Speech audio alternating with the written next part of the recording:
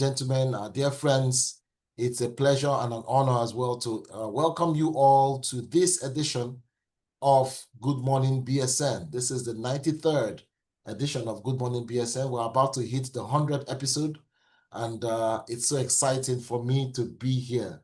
My name is Okey Okere, and it is my pleasure to welcome you all to this session today. Good Morning BSN is an initiative organized by the Business School Netherlands Impact Center for Great Leadership, the BSN Impact Center for Great Leadership. And this center is an initiative of the Business School Netherlands. And it is generously founded by the Culture Factor Group, which I also work with, formerly known as the Hofstede Insights, and it is sponsored by the new energy company called Chint Global. The Impact Center for Great Leadership is a platform where BSN alums and other managers and leaders from companies and society in general meet to share insights and create new practical knowledge. And you can also contact us, that's in the center. And of course, you can contact us through Mr. Paul Adeyinka, who is the manager of the center, for in-company training programs to grow your talent and your teams within your organization. We also help out with research and other knowledge services as part of the center, as well as our conferences and our seminars and journals. In BSN, we recognize that great leadership rests on 4 pillars: responsible leadership, decision-making leadership, change leadership, and performance leadership. Our Zoominar, our weekly webinar, focuses on one of these great leaderships in each episode. So in each episode, leaders like you will share their experiences, and we will all learn something new. So that's how this session has been for the last 92 sessions. And of course, this is the 93rd session, and we're so glad indeed to be here. Our sessions start at 9:30 a.m. Central European Time and end at 10:08 to give you a break before the work begins. So in each episode, like we said, the leaders like you will share their experiences, and we'll all learn something that we can apply in our organizations, in our work, and our business. Today, we are honored to have with us Dr. Ayodeji Fred Mafikuyomi, who is a seasoned entrepreneur and the managing director of Unicorn Holdings Limited, with over 35 years of enterprise building experience across real estate, logistics, construction, oil and gas, oil and energy, entertainment. He brings an amazing experience to share with us today. He's a fellow of multiple professional institutes, and he has founded and led several ventures in Nigeria and West Africa.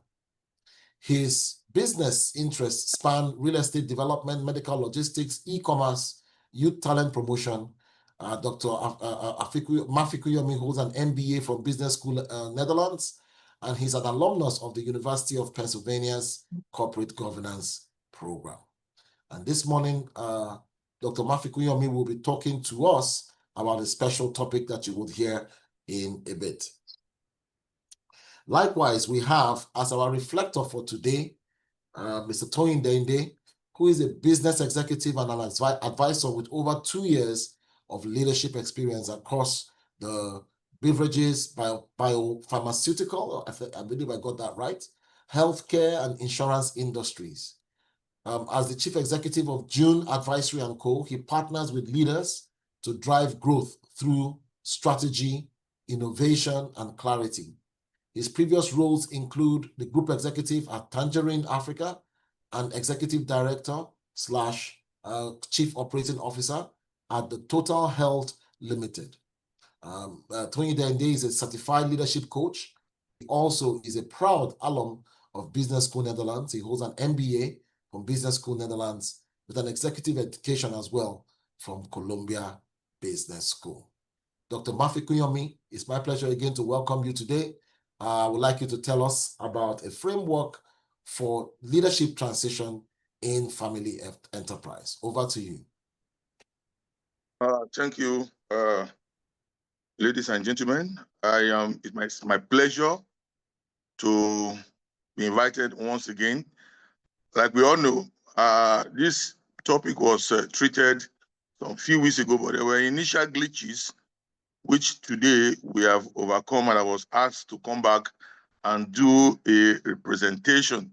My pleasure, really. So we're going to delve into a framework for leadership transition in family enterprise. Every business, as a form of introduction, every business you see today, multinational or local, they start with the dream of the founder and an entrepreneur. They could grow into giant oaks that could give birth to other companies which you do not know about.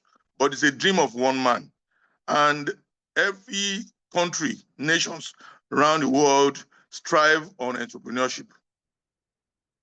So let me start with a proverb which says that if you fail to plant the Iroko tree is the tall trees that overshadows other trees at the right time. When we are old, we will not have where to run to or hide under. Meaning that if we fail to put succession into our business, we may not have business after all. The business may not live through our lifespan. When a founder dies, the machine went silent. The offices are emptied, the signboard fades. Not because the business wasn't profitable, but because no one knew how to carry the dream forward.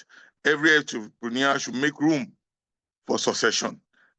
In a nutshell, that is what it is. The question is, how do we build family businesses that will outlive us, that will outlive the founders?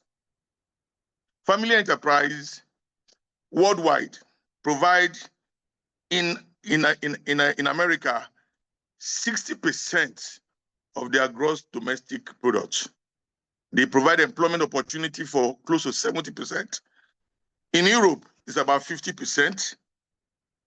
In the United States, in Nigeria, it's about 80%. Most of the businesses you see today that are giants, they are all founded by a single person who transited the business to the family, and they have all grown to be giant PLCs that you see today. Among them is the Dangote, the Dantata group. Some of them are still striving, some are gone. We're going to delve into the ones who have succeeded and those who have closed up, and the reason for their close up. Like I said, in Africa, family enterprise accounts for about 80%. They are in the Middle East is about 70%. In Asia, about 60%. So you cannot overemphasize the importance of family enterprise. You can turn to the next. So, global succession plan in family business. We will see that most of the businesses that we have in Nigeria, founded many years ago, they did not outlive their founders. Once the founders die, they all pack up. Part of them, okay, let's talk about the one that have succeeded. See, the Microsoft, the Walmart, the Walgreen in America, they are founded many years ago. The owners who founded it may not be part of the shareholding till today, but the business has succeeded so far. In Japan, you have the Toyota, you have the Honda, the Mitsubishi, the Mazda. They were founded over 300 years ago. Till today, they are still relevant. In South Korea, you have the Hyundai.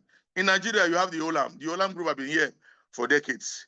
You have the Kewaram, you have the Dantata, you have the Shagori, and the rest of them.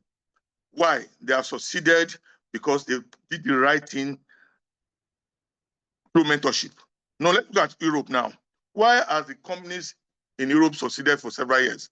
The Lipton tea of today, the Nestle of today, they were founded over 500 years ago, yet they are still relevant.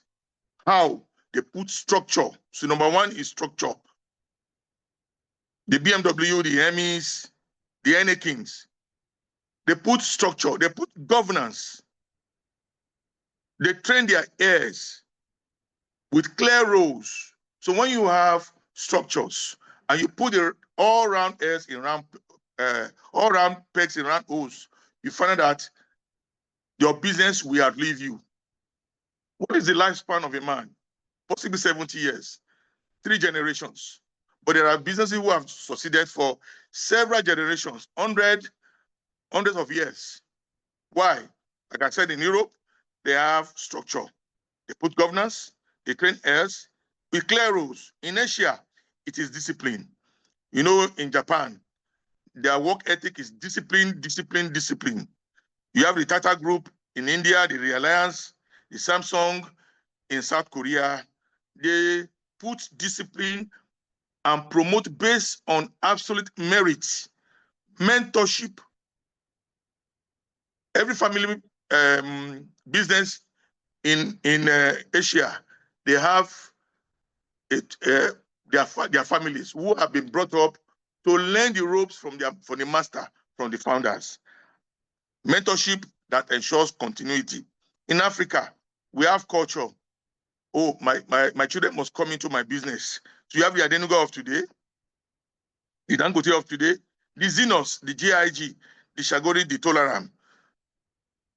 Culture of trust, of loyalty, through training, early grooming. You groom, you nurture, and you nurture them to take over. The lesson here is where there is structure, where structure meets discipline plus culture, legacies endure. Please let me turn to the next slide. The African and Nigerian experience. Family business creates 80% of private sector job across Africa. Only 20% survive after their founders. Why? We'll look at the problems that are associated with the failure of family enterprise. Many years ago, if you are not a Gen Z, maybe the like of Professor Bale, you heard about companies like Adiola Odutola Industry. They are tire company, they retread tires. Very big, very important during that time. But immediately that the Odutola brothers dies, the twin brothers, the business dies. You have the IKB Industries, IKB Soap, if you remember very well in Nigeria. They dominated over 40% of the soap and detergent industry. But today, they are no more. You have the SV Soap.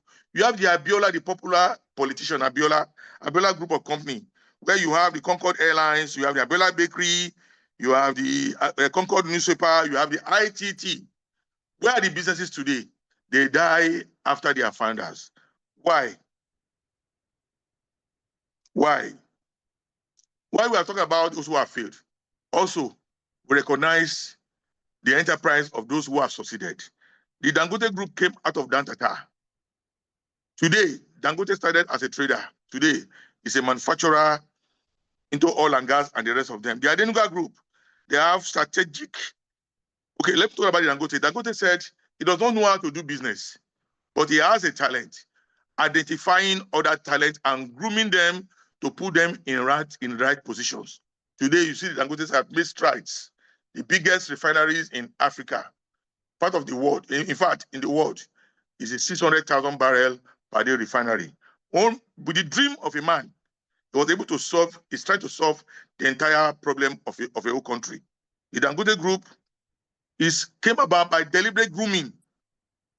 And the grooming cut across clients. He has Indians, he has Lebanese, he has Nigerians in his work schedule, in his workload, in his businesses. Why? Because he has groomed them to take over. You can imagine how a man could found such numbers of businesses and running them successfully. It cannot be a tree does not make a forest. He has groomed a lot of people to take over. If Dangote drops there today, I'm very sure the business will continue. Grooming of successors. Adenuga, strategic integration of family. You see a lot of people like Adenuga strategically has infused family, his children. Paddy is an executive director of the Adenuga Group today. Strategic integration of family into leadership. Koshari's Group, inclusion of Cosmas Maduka Jr. as executive director. Xenos Group, you have Prince Nnamdi Eke. God is Good Motors, you have Chidi Ajaire. Common trait, plan succession.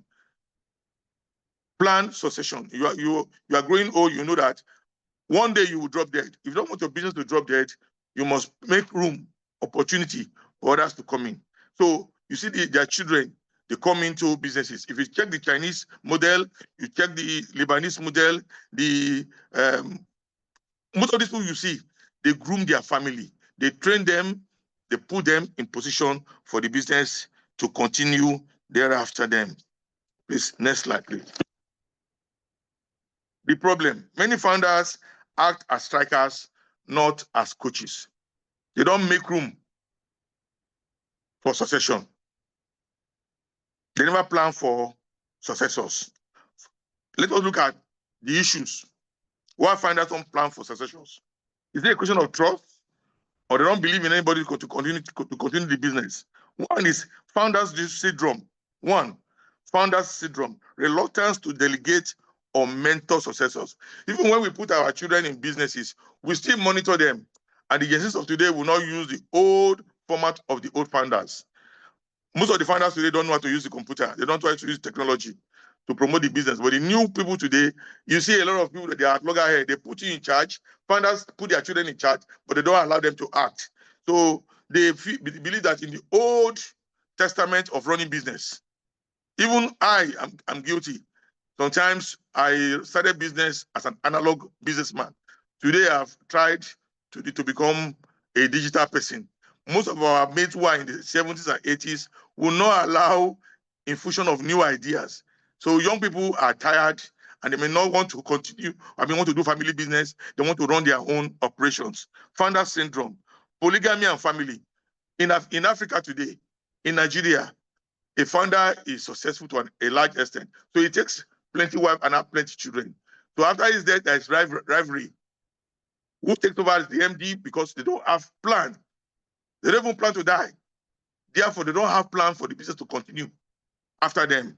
So you have sibling rivalries. Number 3 is cultural silence around death. People don't want to talk about death, but you have to die at one point or the other. And the business will have to outlive you. It's an entity of its own. We don't see our business as an entity of their own. They have their own life. Every business have their own life. You, as human, you have about 70 years to live if you are lucky. But the business have perpetual succession, perpetual to stay alive and provide the services or product that you set them up around with. Cultural silence around it. Fear of writing wills or discussing succession. 3, foreign grooming without local routing. A lot of time you see founders, because of their success and ego, they send their children from primary, secondary, university abroad. When these children find good life abroad, they hardly want to come back to Nigeria with all the insecurity, with all the currency frustration, with all the no power, no light, and all that. Once you find happiness there, to come back and run family business becomes a very big problem. Absence of family constitution, no guiding framework for leadership or ownership. You have not put papers together and said, after my death, this is how my business will run. The people don't have work paper for succession. Legal structure, poor legal structures, lack of trust companies, holding companies, or buy-sell agreements. Weak international institutional support, probate delays, tax uncertainty, lack of advisory services, and the rest of them. Loss of entrepreneurship and apprenticeship. Young people in India, they understudy their parents. They understudy their founders. Here, we don't have that plan to put our children in position. And if we do, we don't trust them to run the business the way that should be run. Next slide. Practical solutions. What are the solutions? Early exposures. Teach your children business early. Blend global study with local grounding. For me, I suggest reverse education. Allow your children to do their primary, secondary, university here and send them abroad for further studies so they can come back. They will be doing that. They will have found pleasure in running and taking responsibility in family businesses. Mentorship, grooming, groom successors, rotate roles and build shadow board. Let your children come into your business. Put them in roles, put them in marketing, put them in strategic planning, put them in production. Let them have a taste of what you do. At the end of the day, when they grow mature enough to take over, it will be easy for them. Professionalization, higher skilled outsiders. Family is not about blood. My children, my 4 children, none of them is doing real estate. One of them is a lawyer. The other one is into healthcare. The other one is currently in China studying Mandarin. None of them is doing, but I have succession plan. Most of my staff, I'm leaving for China any moment. I'm not taking my children. I am taking one of my staff, some of my staff along with me. They need to know what I do. So family is not about blood. So I'm the father. It doesn't. There are professional workers, professionals who run businesses for others. All you need to do is to put them in charge, and it's not a competition, it's collaboration. Devolve some shares onto them. Let them have a sense of belonging, that this business belongs to us and not to you, me alone as the founder. Succession planning, draft family constitution, wills and trust early before your death. Conflict control, clarify your inheritance to curb rivalry. Let everybody know what belongs to who before you go. Let those who do your business, put them in charge. I have a friend. He's the 3rd son of the founder of Coleman Cable. The 3rd son, the 1st son and 2nd son are not in the business. The 3rd son, he has been able to take Coleman Cable from a business of 200 million to trillions. The father doesn't believe in credit, taking loans, but this man has a heart to take loans in billions, commercial papers and all that. He has been able to take beyond his father. He has been able to take the business higher than it would have been. Legal and policy support. Use common law, advocates tax incentive and succession. Core idea, legacy strives through exposures, structure, and deliberate planning. Vision for the future. If Nigeria can blend law with legacy, modern governance with indigenous wisdom, our family businesses will not vanish with their founders, they will multiply their impact. Succession is not merely an inheritance, it is an intergenerational covenant. When fathers mentor, when daughters lead, when law protests, when culture supports, then our Iroko trees will provide shade for centuries to come. Thank you for your time and God bless you. I'll be open to questions. Thank you. Thank you very much, Dr. Mafikuyomi. Much appreciated. Before we have the questions from the audience, we would have a reflection from Mr. Toyin Deinde, and then thereafter we would have a reflection from questions from the audience. So for the next 5 minutes or so, we'll have a reflection from Mr. Toyin Deinde. Toyin, over to you. Okay, thank you very much, Dr. Okey and Dr. Mafikuyomi. Thank you for that framework. I think it's also very important that, my role is pretty easy. It's just to hold up a mirror to the discussions that we've had this morning. What have we gained? What are those areas that we need to, shed more light and provide clearer insights into? And I think family businesses, family enterprises, contribute about $200 billion to Nigeria's economy. And, we've also clearly stated by Dr. Mafikuyomi that that constitutes, in the neighborhood about 80% of Nigeria's GDP. Nigeria's business about 80%, about 50% of Nigeria's GDP. I would like to just condense it into like 3 major areas. One, early succession planning, and that involves identifying, exposing those that we've identified to the business. And leadership transition is not an event; it is a process, it's a long-term haul.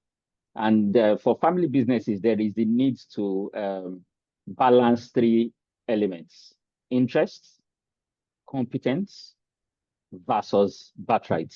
So you see quite a lot of time you have, because it is your business. Maybe you are into agriculture, for instance, and you want your child to succeed you. And then you find out your child is interested in becoming a DJ. So we must identify those things early and then realize that even though it is my business, if you are not competent, then you are not going to run it. So objectivity, being clear about what the next leader would be, regardless of surname or heritage, that is very important. And when people know who is next in line, when there is a clear path, then people are not chosen. Once the system is fair, transparent, they accept it, and that reduces friction. So it's also the question of governance and clarity. And Dr. Mafikuyomi clearly emphasized this, and I cannot agree, I couldn't agree more. So then we need to distinguish between ownership and the management. So people could have equity in the business. So it doesn't mean they have to be involved in day-to-day running. And I am glad that he gave the example of Coleman Cables. So even though in terms of inheritance, number 3 should not be running the business, but if he's the most competent, if he's the one showing interest, that is also very important. And I think early exposure is key, and which is what we see when we look at businesses, Indian businesses. So in 1998, I was privileged to intern in an Indian company, Sona Breweries, and owned by the Machandani brothers. So it's not just enough for us to have children who have graduated from BSN or graduated from Harvard and bring them in from the top. They must understand what the business is all about. They must understand the pains, the pain points, so that they can provide real solutions. And I think that is also important in balancing legacy with innovation. And so while we want to preserve the major things that the founders may have seen in terms of their vision, their values, and their trust, we must realize that business must evolve if it is to be there 50 years from now, 100 years from now, 200 years from now. So it is not just about handing over control. We must build our businesses and structure them in such a way that they can anticipate change. They can accept change, and then people do not have to struggle under the weight of tradition. And I think a book by Jim Collins, getting the right people on the bus. So very important. So I think I'll just want to pause here and say we must build our businesses, and we must put right governance structures there. It must be fair. We must be professional. The era of when people would be using business to fund lifestyles, as in accumulating wives and maybe now side chicks, and then the person who is the accountant cannot query what is this IOU for. All those, that era is gone if that business is built to be sustainable. So the challenge now is to move from this excellent presentation, move into concrete discussions.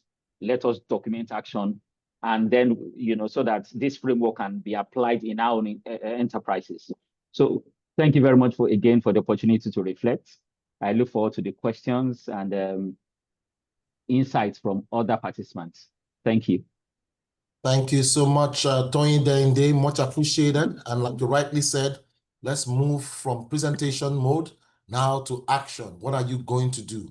But we do have a few questions. I see 3 questions here. If you have another question, please put it in the Q&A tab so that we can take them. The first question is directed to Dr. Mafikuyomi, and this question is from Omolara Akonji. Omolara is asking, how do we incorporate the ESG into family businesses and enterprises? It is very crucial that this is systematically instituted in the business. How do we incorporate ESG, Dr. Mafikuyomi? First and foremost, what does you mean by ESG? So that I don't assume that you understand. Yes. So I believe that the ESG is based on the ESG framework, which is, if I'm correct, the economic, social, and governance. Environmental, social, and governance. Environmental, social, and governance. That's it. So environmental, social, and governance, which is about responsibility in terms of people, planet, profits, responsibility, as we also preach here in Business School Netherlands. So environmental, social, and governance. Okay, we at the beginning of at the introductory level of the presentation, we talk about the relevance of family business. We talk about their contribution into providing employment opportunity. I believe that takes off the social. They provide about 70% of the workforce of employment opportunity in Nigeria. Diverse climes, there are several percentages. In Europe, it's about another 70%. So they provide workforce, employment opportunity. To government, they provide taxes. Dangote, in one of his presentations, said he pays tax more than all the banks, all the taxes paid by the banks. So by the Dangote's businesses is providing tax income for government at the local, at the federal, and at the state level over all the tax paid by all the banks in Nigeria. You see, they are equally involved in social responsibility. Dangote has been inundated with. I'm not fronting for Dangote now. I'm saying that I'm using Dangote as a case study for family business that has grown to be giant and they are having their impact. They tarred roads, so they provide light to the communities where they are sited. So I believe that their involvement in providing these taxes, social corporate responsibility, and all that has helped every nation, both the people and the country as an entity, the business. Thank you. Thank you very much, Dr. Fikuyomi. We have 3 other questions, and I will try and take them very quickly. Let me take the one from Tatenda Guta. And Tatenda Guta, I believe, is dialing in from Tanzania. I believe so.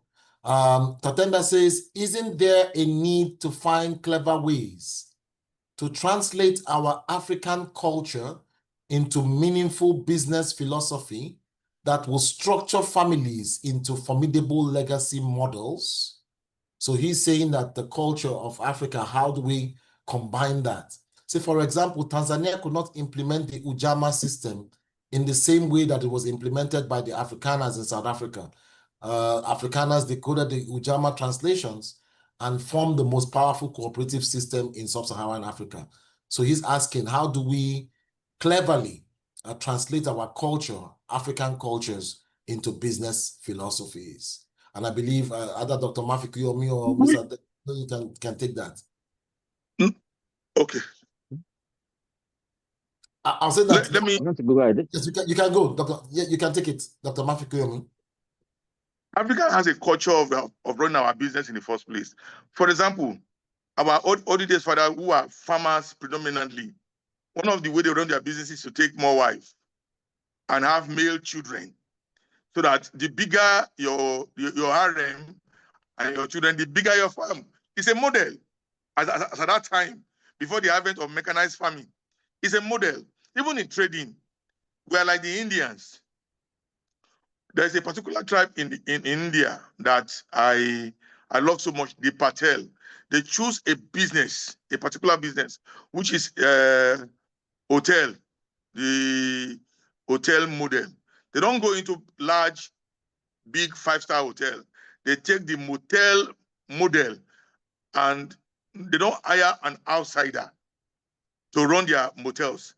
When they were expelled from Uganda, the Americans brought them in and they took over all the motels. How?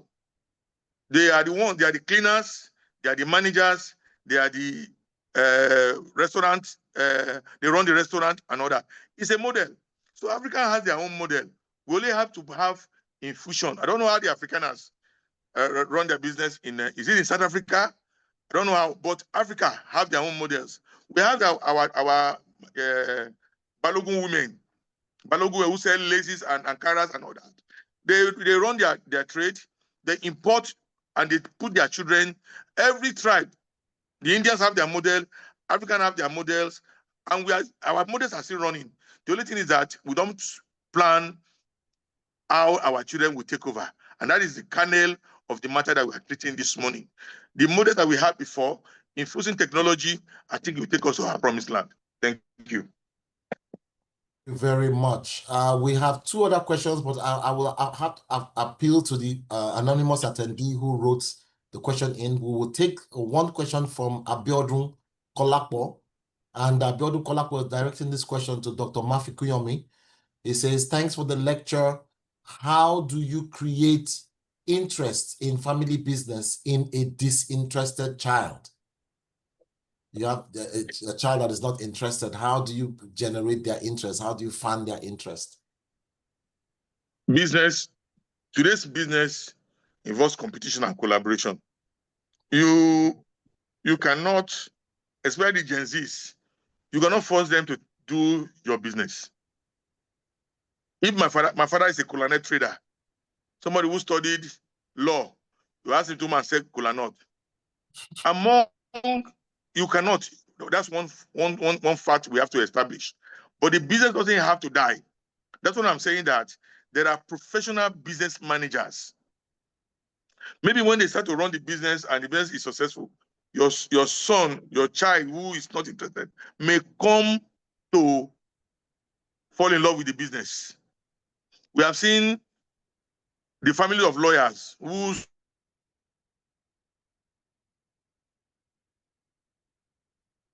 Dr. Mafikuyomi, sorry, we can't hear you. Oh, can you hear me now? Yes, we can hear you now. Yes. Yes.